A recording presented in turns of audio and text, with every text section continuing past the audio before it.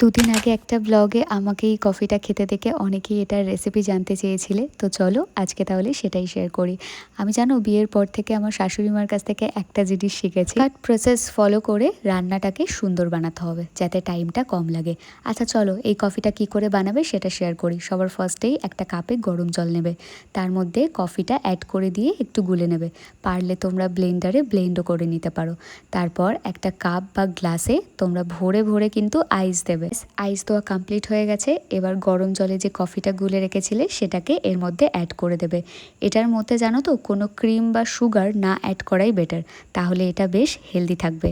আর এই কফিটা তোমরা একদম সকালে বা আর্লি আফটারনুনে কিন্তু বেশি বেনিফিট পাবে। জানো তো এই কফিটা যবে থেকে আমি খাওয়া স্টার্ট করেছি আমার মেন্টাল পারফরমেন্সটা বেশ ব্যালেন্স থাকে, তার সাথে আমার ওয়েট ম্যানেজমেন্টেও কিন্তু ভীষণভাবে হেল্প করে।